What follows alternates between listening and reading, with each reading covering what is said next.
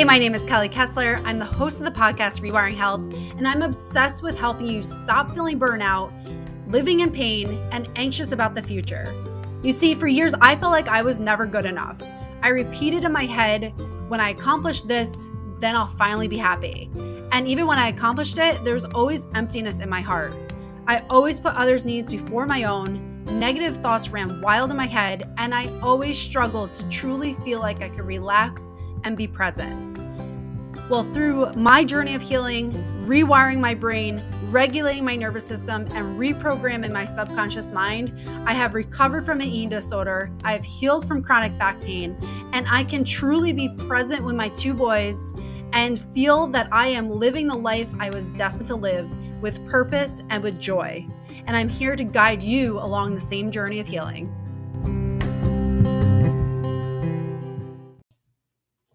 Critiquing our bodies, living with a restrictive diet, and then self-sabotage have become such a commonplace.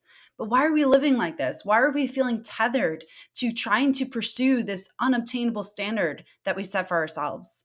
If you've ever felt like you were stuck in this vicious cycle, you do not want to miss this episode.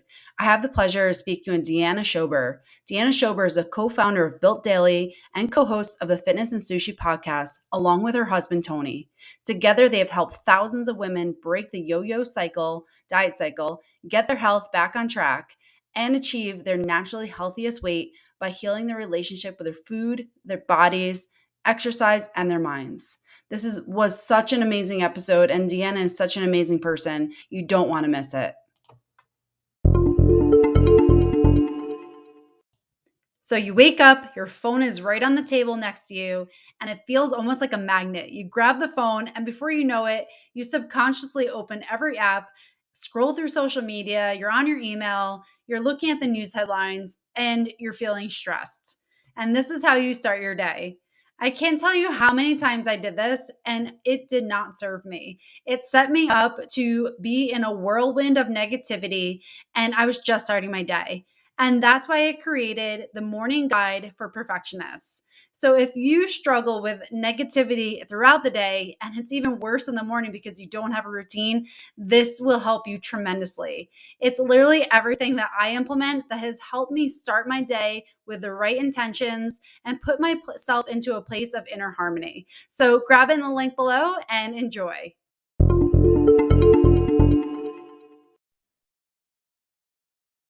All right, welcome back to another episode of Rewiring Health. Very excited to be joined by Deanna Schober. So thank you so much for being here today. Thank you so much. I'm so excited to be here. Yeah, me too. And I know we connected on your podcast. And so definitely check out her podcast. It's amazing, Fitness and Sushi. And I can't wait to have this conversation because food, body image, everything that encompasses that has impacted me deeply, and I know impacts so many people. So I want to jump right into it and just hear about your journey and where did you start? How did you get into helping people in the way that you do today? Well, that is a very long story, but I'll try to make it concise. First of all, I just wanted to say that anybody who loves this podcast really needs to go listen to Kelly's episode on my podcast because she is incredible, and her episode was one of my favorites. So just a little plug for Kelly there. But how did I get started? So I mean, the very short version of the story is that my husband and I met when I was a single mom. I was coming out of, or I had been a couple years out of a very messy divorce that had left me feeling really insecure about my body and about myself. And even before that, had been yo-yo dieting for years, always felt since I was a teenager, like my body was my worth. And so if I was like closer to the societal ideal, then I felt worthy. And if I wasn't, then I felt very unworthy and invisible. And it was just it was a big self-esteem issue, because even when I was close to the societal ideal, it's like I couldn't hold on to it, and I was always scared I was going to lose it. And it was just, so it was a pattern of yo-yo dieting up and down through my 20s, well, my teenage years and my 20s. And so it wasn't like anything super severe. I went through like a short period of an eating disorder when I was 14, but it kind of reconciled itself, and then just yo-yo dieted, and it was very unhealthy. What I recognize now was unhealthy patterns, but at the time it's completely sanctioned by society around you, because you're doing what everyone else is doing and dieting and worrying about your weight all the time and thinking about every bite you put into your mouth. And my parents were going through it, all my friends. So I didn't really think about it. So when I met my husband now, who is also my host of my podcast, Fitness Sushi, and also the co-founder of our company, Built Daily. When I first met him, I was that young single mom. I was insecure. I didn't know it at the time, but he had been going through binge eating disorder since college for himself. He had gotten into bodybuilding, well, really strength training, when he was like 12 years old. And like, so from a very young age, got a lot of attention for his body. And that just stuck with him and his identity. And so that obsession with the way that he looks, and that he had the exact same experience that I did, is like, my body is my worth. This is what's important about me. And so when I met him, he was doing this really extreme thing where he would eat like chicken and broccoli for, 3 months at a time. And then he would have like a cheat meal that would turn into a cheat weekend, that would turn into a cheat month, which looked like putting 30 pounds on in a month, like 10,000 calories a day. And so I was yo-yo dieting at that time. But when I met him and I saw how he was into like the bodybuilding stuff, I was like, well, I better get into this too. And I would never have said this out loud, but definitely in my subconscious, there was this feeling of, nobody's going to want me again, because I'm this single mom. I already was insecure about being lovable, after that relationship.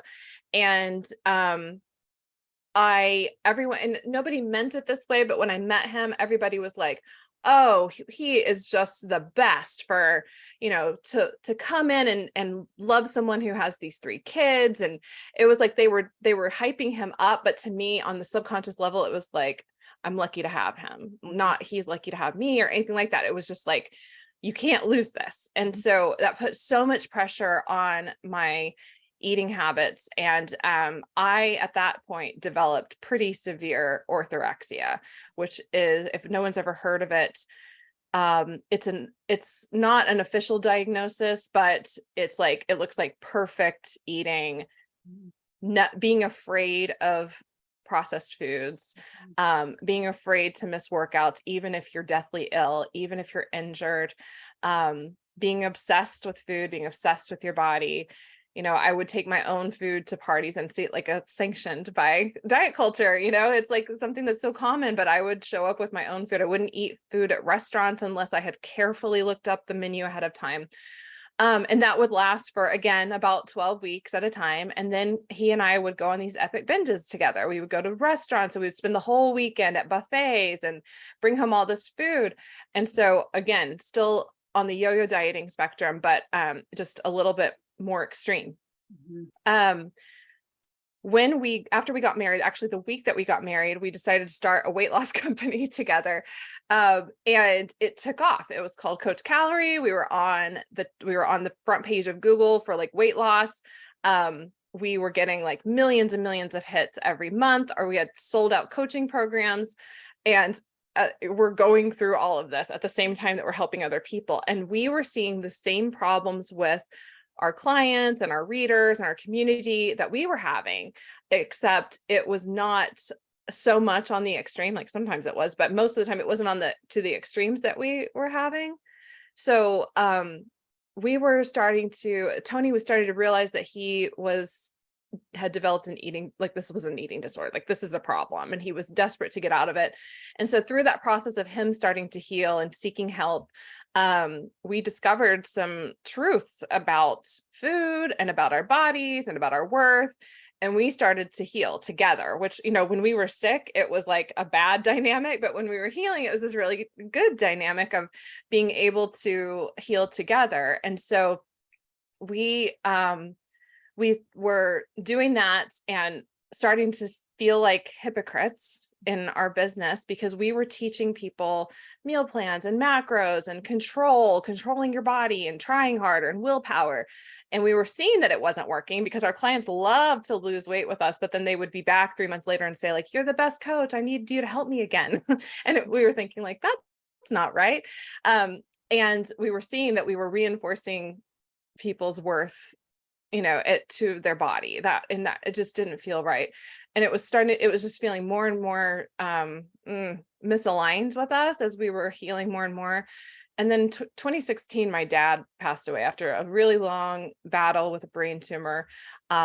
He died, and at his funeral, we got up and we like celebrated all the wonderful things about him. And we, I mentioned he had been a yo-yo dieter, but like we had never once cared about, like I didn't care about his weight. We didn't mention it at the funeral. Like I didn't even think about his weight or anything like that, but we cared about his health because it had failed. And but we cared about all these other things so much, and it just put things into such a sharp perspective. And I, at that point, just made a decision to walk away from, I can't do diet culture anymore. Like I have already recognized that it's unhealthy for me. Now I'm seeing that what I'm doing is completely meaningless in the grand scheme of things, and had to walk away. Tony was not far behind me. And so we eventually in 2017, I think, shut down Coach Calorie, the website that was our entire income, and decided to pivot. And I sent out a big email to my newsletter, and I think he did something similar. And we shared like, this is what we've been through. This is not in alignment with us anymore. And who's with us? And we were lucky. A good portion of those people came along for the ride and have still been along for the ride and have healed with us. And we shifted to helping women heal their relationships with food, body, exercise, and mind, those 4 key components to health that diet culture has really ruined, and those dieting philosophies have really damaged. So that's what we do now. And that was a really long, short story of what happened. It's such an incredible journey. And one thing that just stuck out with me, and I think this will resonate with just so many people, is that tying your worth to what your appearance is or what your body is. And so many people struggle with that. And that's such a big thing, that when we attach our worth to things that are external to ourselves, we are very lost inside. And then you're trying to grasp at everything to fulfill yourself. But yet when you keep going for external things, it's like the emptiness that you constantly feel in that. And yes. Yeah, it's incredible, but yet like we all get kind of trapped in this thing. It's like, is it the job, the promotion, the money, the body, whatever it is that you're looking for? It's like you're trying to fill this void within yourself, and then it just never hits, and it never will. But we all go after that, because it's never enough. Yeah, exactly. Like we're told this is what you do to achieve happiness. And then you go and do it, and you get to the end of the road and you're like, well, I did it all, but I'm not happy anymore. Yeah. I'm not happy at all. It was never enough. The goal line was always moving. It was never enough. And you don't realize why. But I've always said this, when I was like posting selfies of myself with a 6-pack, and I was getting these comments like, oh my God, you're like, after kids, you look like this. And, in the hit of it feels good. I'm assuming the way, like, I've never really done drugs, but I'm assuming the way that like a drug would feel good in the moment, but then it wears off, and then you want more and you want more, and you need more in order to sustain that. And it's just something that you're chasing all the time. And the reality too, and this was such an epiphany for me, was I was actually more insecure. Like in those pictures of me, when you look at me, I can see it in my face, more insecure than ever, because it felt like, not only do I have to maintain this, like this can never change in order for me to be worthy. I can't age, I can't gain a pound, and therefore I can't miss one of my meals. I have to have perfect macros. I can't miss a workout. So there was all this pressure on me, and that was like what was making everything so intense. So it wasn't a quality of life. It was as great as that all sounds. And people will say, well, I'd like to find out what that feels like, kind of like, like a millionaire telling you that the money doesn't make you happy. It's like, okay, well, I would like to find out and see if I could do it myself. And I get that. I really feel like I had to experience it for myself, but it was worse. It was so much worse. I'm so happy now, and I'm so settled, and I understand what in life does give you that, fills that void and makes you actually truly happy. And it's not a six pack. I can tell you that for like very clearly. Yeah. I love that. I love how you talk about, you look back in those photos and like you see something that nobody else will see because you knew exactly how you were feeling in those photos. And I just love how you're saying that, because like the outside world, everything may have appeared to be perfect in your life, and it's like, you have this like very curated, everything's good. And meanwhile, you knew how exactly you felt. And like that gap is where that turmoil comes in. It's like when you're showing the world one thing, but you know how you feel, it creates a lot of emotional, mental mess. Turmoil. Exactly. Yeah. How did you start to kind of close that gap where, I know you talked about your healing journey with your husband and how you started to get into where you were diving into more meaningful expressions of growth. How did that start? Because I know for so many, like if you're feeling that stuck in that pattern of looking for the external validation and the external rewards, how do you start to change that? And how did you do that? I think that, an important part of it was just hitting rock bottom and being like, there's got to be more to life. I mean, and obviously that was catalyzed by the death of my father. It was the silver lining on, I would give it all back to have him back, of course. But the silver lining of losing him was just being like,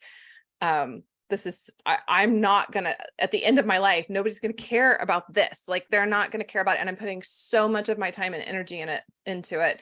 There's gotta be more. I went on after that. I mean, this is so cliche. It sounds like a movie plot, but after my dad died, I went on a spiritual journey and started meditation and mindfulness and, really like, The Power of Now by Eckhart Tolle changed my life. It helped me to put things into perspective so clearly. Also, The Untethered Soul by Michael Singer, another one that changed my life. Just so clear. I just started to see I started to try to put more stock into what I was experiencing in my body rather than what people were thinking of my body. And that is the big shift that we have tried to make with our clients now is, what are you like, stop thinking of your body as this presentation to the world that the world owns and has a say over, because it's yours and this is your experience. This is your physical vessel to get you through life. And there's so many great things that you're going to experience in it. And there's some not so great things you're going to experience in it, but it's all life. And so I think that was a long journey to get through, but it looked like just really hitting that rock bottom, drawing a line in the sand, and asking myself about the things that really light me up versus the things that get me that hit and are gone. And I just tried to eliminate as much of those things as possible. Working with women and helping them to do the same thing is such it's the best thing in my life. It's the thing that lights me up more than anything and has replaced, it's filled the void. It's really the thing that has filled the void effortlessly. Like I just get up and love my job every single day, and that fills me up. The little things in life, like going on a walk with my kid and him saying something really cute, or seeing a baby bunny in the backyard that's just been born. Those kind of little things, like to me, that has been the big shift, is like, what can I enjoy with this body rather than what's the temporary hit that I can get from this body. Yeah. Oh my gosh. So important. That's such a crucial message, to recognize that there's more to us than just appeasing everybody else outside of us. That's Right. everything huge. And what I love how you started, when you started that journey, you're noticing all these things that you have in life to be grateful for, that maybe when you were fixated on the macros, the calories, your weight, what you look like, you probably missed a lot of that. Did you notice that in that time? Totally. I mean, I feel like I missed out on my kids' childhood, my older 3 kids. And to be fair, I was going through a divorce and my dad's brain tumor when they were all under the age of 10. So it was difficult already. But I do feel like instead of filling myself up in in those times, and healing and taking care of myself by being present with them or noticing the little moments.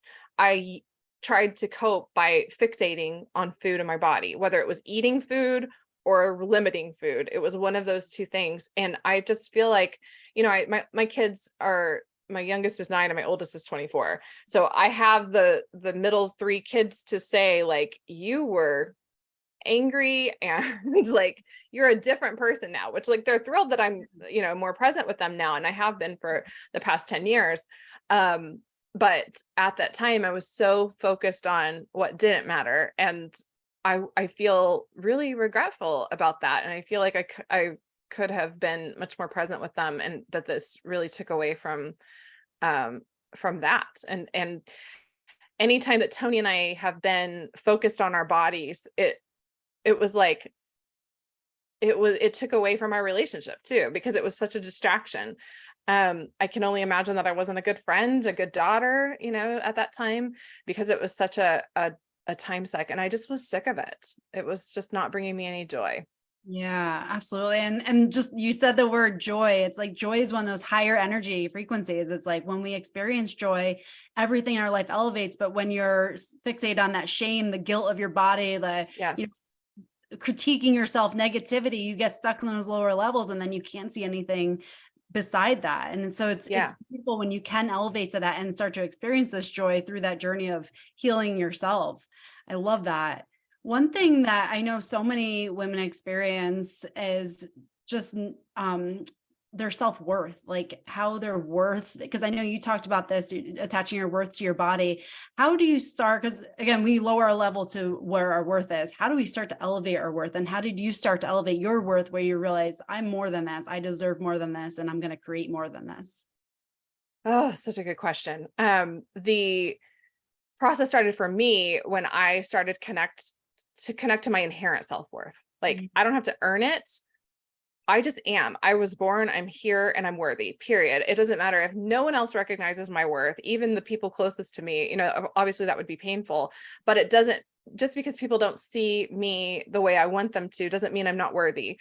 And so I feel like that was so essential. And that came through my spiritual journey. And like I said, the realizing, that I'm here for a reason, and that inherently makes me worthy, and that every human being, we would never look at our newborn babies, those of us who are moms, or I think anybody would never look at a newborn baby and be like, okay, you have to be perfect, and you have to be, I mean, maybe some parents would, but even if we did, that's not what makes us worthy. Like, we don't put inherent we don't put checklists on our babies.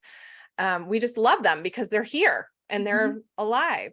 So that was so important. And that's definitely step one in our process with the women in our program, is to have them to just connect and to kind of sit with the fact that they don't have to earn their worth.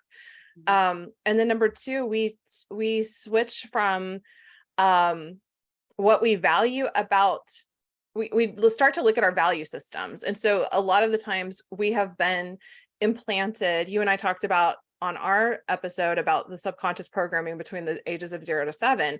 Well, so many of us have had these belief systems and these value systems placed into our subconscious minds throughout our life through diet culture, which is just the culture that we live in, where bodies need to be thin. And if you're not, then you're lazy. And if you're, it's if then with our bodies, and you have to stay young. And there's so many conditions attached to diet culture that we've internalized, and we don't even realize that we're holding these are our values, that we didn't put them there, but they got placed there.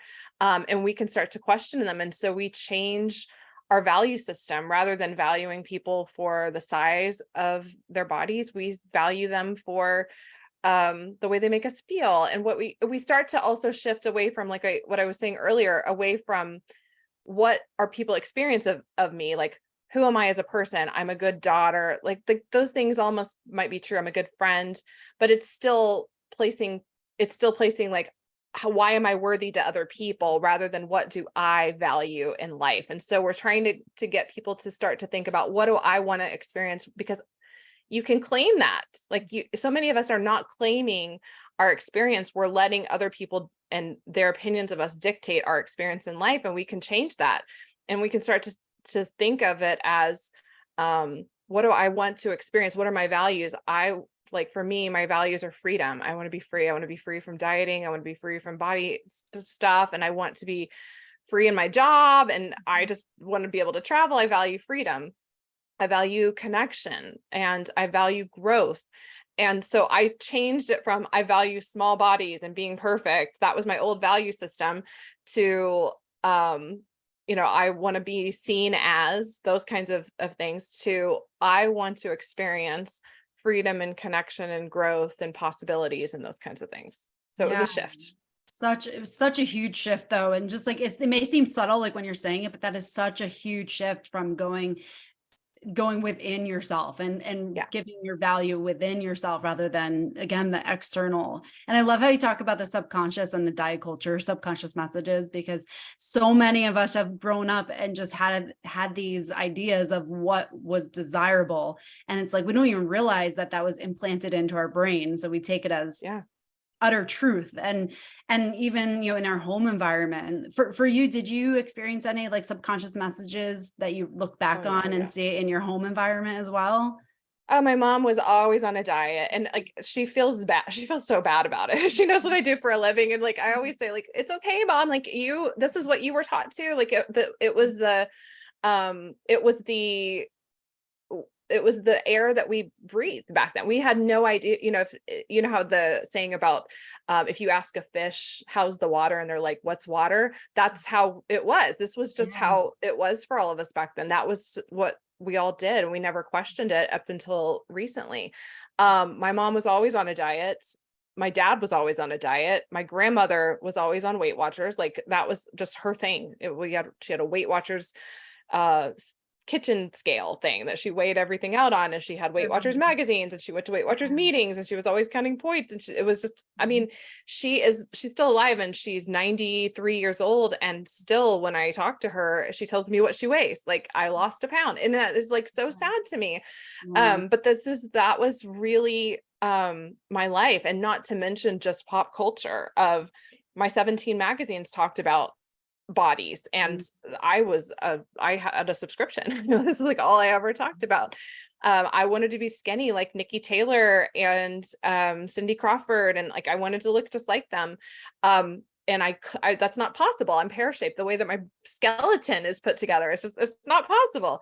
But that's what I always aspired to. It was definitely it's really funny because I think we forget, and sometimes I'll go back and I'll watch TV shows that I watched when I was in high school, and I'm just like, God, no wonder I'm so messed up about this stuff. It was just so blatant back then. In the commercials, I was watching that Anna Nicole Smith documentary on Netflix, and they showed her Trim Spa commercial, and I was like, man, I totally forgot we were just the Slim Fast commercials and the Trim Spa and the Dexatrim and all those like those weight loss commercials that we were just bombarded with every second of our lives. It's I mean, of course we're all so messed up. Like, of course we're also messed up around food in our bodies. It's just been and I think that you and I were talking about how the brainwaves slow down, especially when you're watching TV. You're in almost like a state of hypnosis, and when those commercials come on, you are being programmed. So 100%.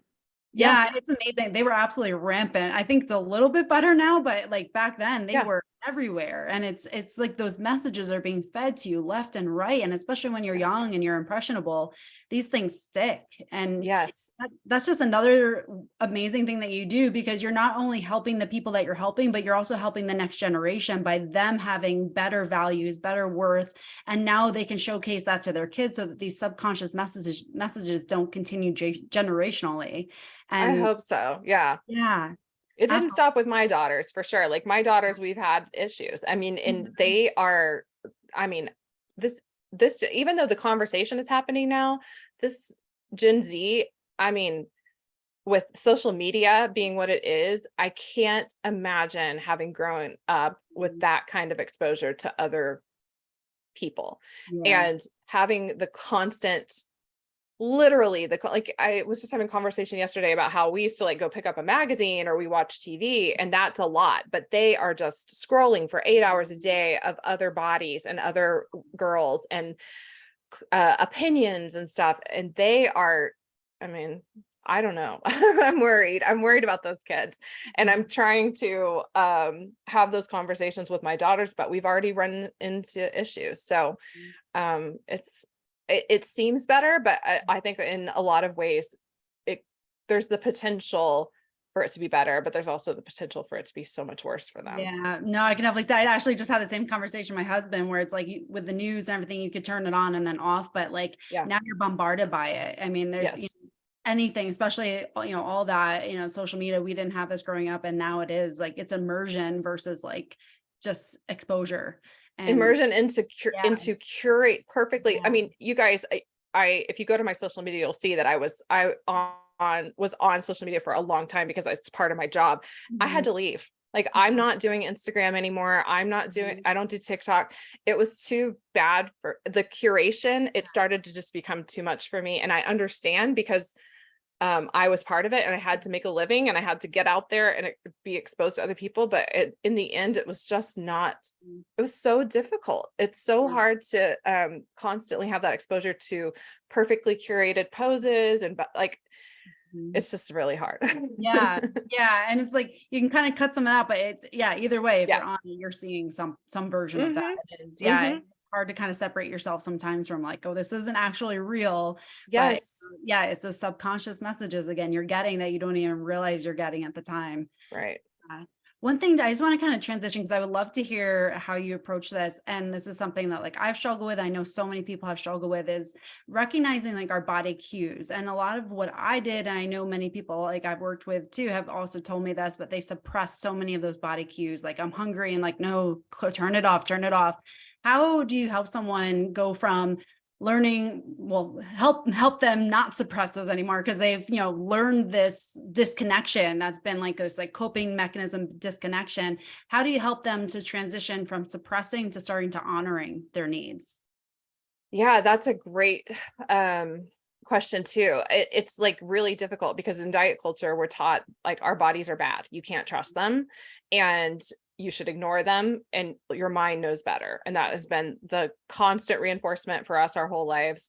And if you, in some religions, your body is bad, you should ignore it. Like, it just gets reinforced a lot. And a lot of what we do is to get back into our bodies, and it's called embodiment, where you are starting to just learn what we were born knowing how to do. If you think back to childhood, before all of this stuff got in and messed it up, you knew exactly when you were hungry. You stopped eating when you were full, no matter what you were eating. You ate until you were satisfied. Kids know how to eat, and we're born knowing that. And it's diet culture comes in and just messes with it. And in a lot of cases, I have a lot of, I would say probably about 50% of the women who come into my program have no idea when they're hungry. Just none. They don't feel hunger anymore.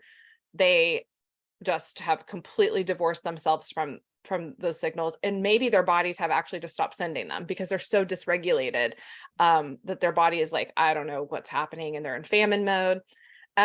So we teach them, we do a couple of things. The first thing that we do is to help them to just understand what hunger feels like, because if you're eating like little small diet food all day, like diet culture has taught you to do, with small, like low point meals and low calorie meals, then you're probably eating enough to turn off actual hunger growling signals. But if you're still thinking about food a lot, and you can't walk through your kitchen without wanting to grab something, then chances are you're not getting enough to eat. And so I'm just understanding that thoughts about food is not weakness, it's not willpower, it's meaningful. Something is happening here. And so that's kind of step one, just getting them back in touch with like understanding what hunger can be. And step two is to start to regulate their bodies again. Missing meals is such a dysregulatory thing. It takes your body into a state of famine where your metabolism slows down and your hunger signals slow down. You have more and more thoughts about food. You have less willpower. Your body starts to crave foods that are that digests quickly because it thinks you're dying. So it's like, I don't want a vegetable that's going to take all day to digest. I want sugar and simple carbohydrates because that's fast. It goes right into the brain and goes right through the bloodstream into the brain. And so all these things are signs of your body just being dysregulated, and we take them as signs of weakness and character flaws. And it breaks my heart so much. So I have to teach them, like, no, this is not you having low willpower. This is that a diet taught you that you should, or hustle society too, right? Like skip meals, don't eat, no pain, no gain, those kinds of things.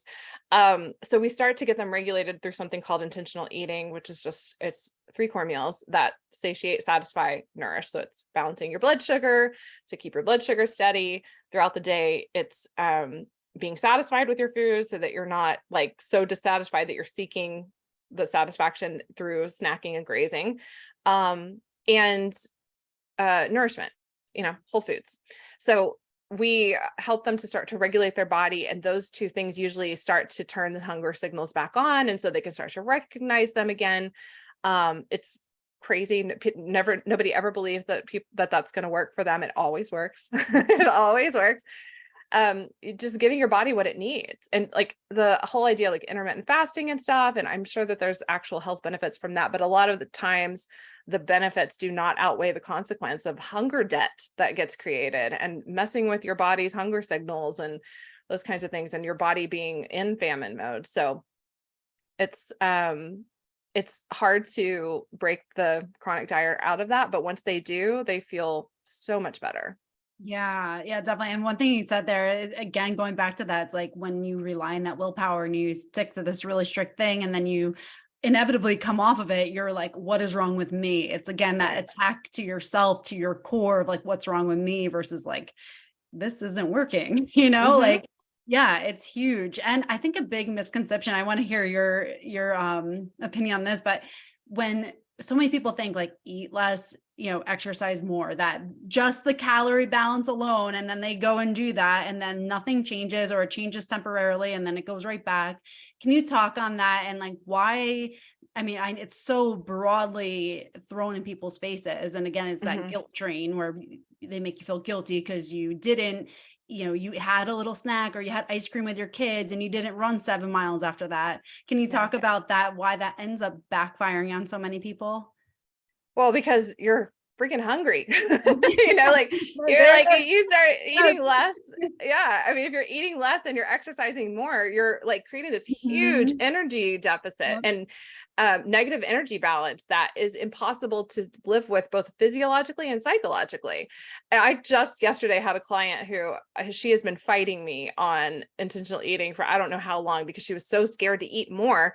And she was like, you know what? It's crazy. I started eating more at breakfast and lunch, and like all my nighttime snacking, and like even I stopped thinking about food at nighttime. And I was like, imagine that. I've been telling you that for a year. Imagine that. But it really, we don't think about it. Sounds like that's math. Like eat less, exercise more is math.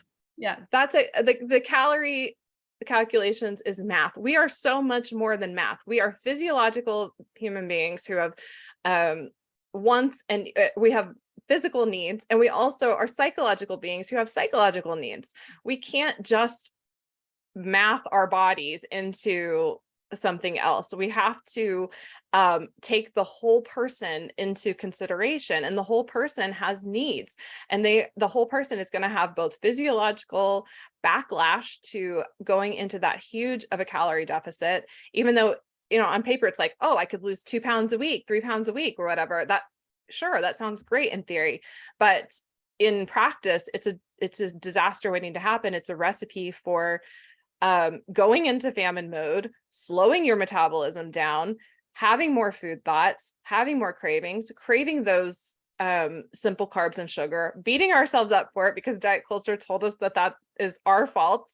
I think that, I have so many women just burst into tears when I explain to them, like, it's not you, baby. Like this is the diet, the system that you have been given is broken, and it is never going to work. It's like saying, hey, look to the west to see the sunrise. It's never going to happen. So yeah, it's like they will burst into tears when they realize that this has not been a them problem this whole time. It's been an operating system problem. And once we put all of those things together and we just start to think about self-care, what your body needs, and just meeting your needs, not trying to create and manipulate with calories and math, but actually to look at the whole human being and what your wants and your needs, both psychologically and physiologically, are, things just fall into place. It happens naturally. As a side effect, you reach your healthiest weight, and that your healthiest weight may not be the societal ideal. And we've got to let go of that anyways, because that's just not going to happen without manipulation and in some cases, plastic surgery, for some people, because we're all made differently. But you can reach your healthiest weight and your healthiest body.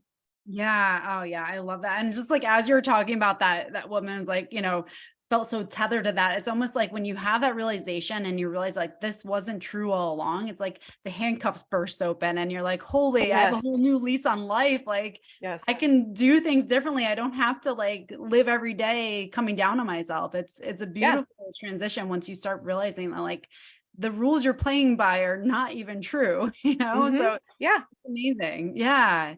I love that. And one thing I want to just dive into a little bit, kind of going off of that, because I know when some people like we're so restrictive, and this is a big thing, like I dealt with, I know many people who get into those unhealthy eating patterns, but self-sabotage, it's a big thing. Like, you go hard, especially, people, New Year's resolutions, they go hard for 2 months and then it's like that one thing. And then they, almost go right back into where they are. Can you talk about self-sabotage, why people get into it, and how do we stop sabotaging ourselves?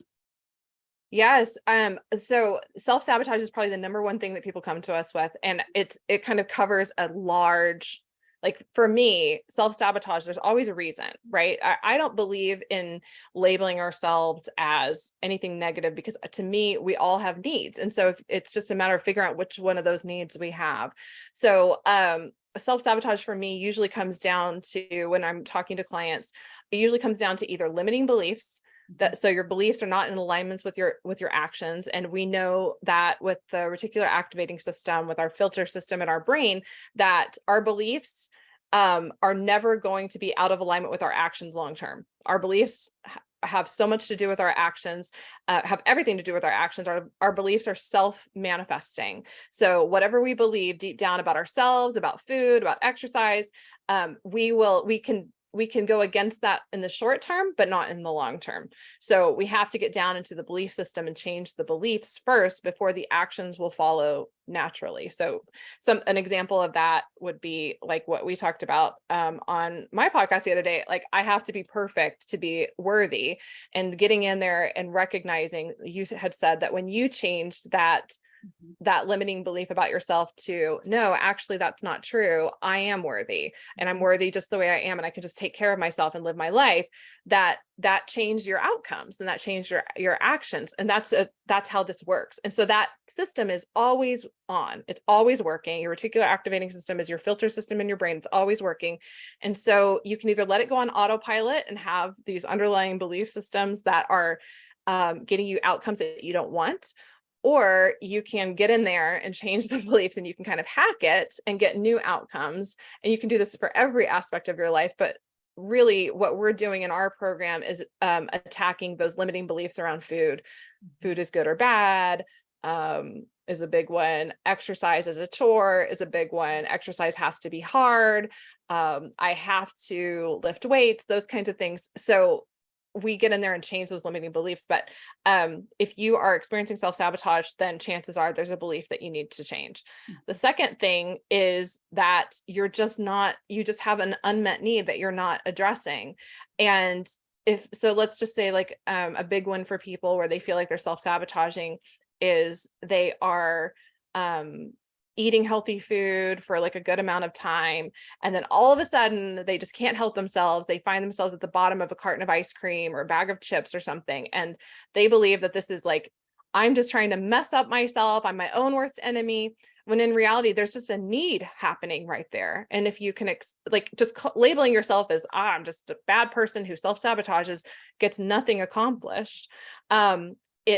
does not help you find any real solutions. It just puts you right back into the binge restrict cycle.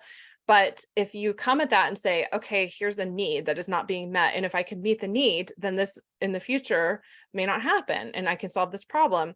And like, it could be a variety of things. It could be you're not eating enough during the week. It could be that your food is not satisfying, and so you're binging on satisfaction because the debt has built up.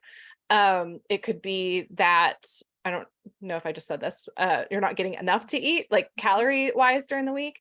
There's a variety of things. It could be an emotional thing. And it's, even if you're emotionally eating, you still have a need to process your emotions and to feel your feelings and to learn how to self-soothe and to regulate your nervous system. And if you want to know how to do that, you can come to Dr. Kelly here. But there's so many things that could be going on there. And if we just label ourselves as like, oh, I'm just my own worst enemy, then we're never going to find solutions. If you think of it as it's meaningful, it's always meaningful. I'm not just like out to get myself. I actually either have a limiting belief that I need to address, or I have a need that I need to investigate with compassion. Then you can find solutions, and those things can change just naturally by side effect. It's getting down away from like band-aid solutions and getting down to root causes and actually fixing the problem. Oh my gosh, that's it. Like, if you're listening to this and you struggle with eating or body image, like, that's it. Like, you just nailed it. I mean, it is like going deeper, understanding yourself, having the compassion, like you said, and just noticing without coming down on yourself and going through the shame game and the guilt and everything. And I love that. And just how you talk about the reticular activating system. I mean, that plays such a huge role in your life. The limiting beliefs plays a huge role. And then just, again, honoring your needs. Those are three huge things that will change your life in every aspect of your life if you start diving into those and recognizing yourself and pausing long enough to know yourself and what's going on deeper. So I love that. I feel like we could talk all day about this stuff. There's so many levels to it, and I just absolutely love it. But for someone who wanted to connect with you, dive into your programs, where can they find you? Well, so I set up a page just for your listeners, so you can go to builtdaily.com/rewiring. And if you go to that page, it'll take you to our free assessment, and you can see where your personal relationship with food, body, exercise, and mind, those are the 4 relationships that we heal in our program. And to see where you're at with those things, it'll spit you out a number, not like an overall number, but also a number in each area, so you know where you're struggling the most. And then after that, there's a video that you can watch. There's some information that will come to you about what to do about that, and just how to even set up a call with me so I can give you a strategy for that. That's the best place, I think, to find us. Also, the Fitness and Sushi podcast, my husband and I host together, and we talk about all of this stuff. And it's a really fun show. Fitness and Sushi was our healing journey started over sushi on a date night every week, because sushi was something we didn't allow ourselves when we had poor relationships with food. So we love that podcast. We have a great time there. So that'd be another good place to find us. So I'm going to put everything in the show notes too. So if you're listening, check out the show notes. I'll have all the links to there right in there, and definitely check out her podcast. It is absolutely amazing. So many good episodes, like so many interesting topics, and it is fun. Like you're just very relatable, and you and your husband, you just have such a good vibe there that it's like, it's easy to listen to. So definitely check out the podcast. Thank you. That's so kind of you. Thank you so much. Absolutely. And thank you again for being on today. I genuinely love this conversation. Every time I connect with you, I feel like it just flows, and I love that. So thank you again. You're welcome. Thanks for having me again.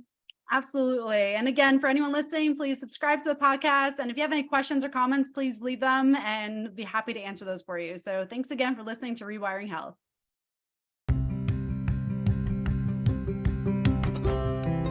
Thank you for spending your precious time to listen to this episode of Rewiring Health. My mission is to inspire hope and healing through science-backed practices. If you found value in this, please share with 3 people and leave a review. By doing so, this message can be spread to those who need to hear it most. Also, to get updates on the most recent episodes, please subscribe to the channel. Thank you so much for being part of this community, and I am forever grateful for you.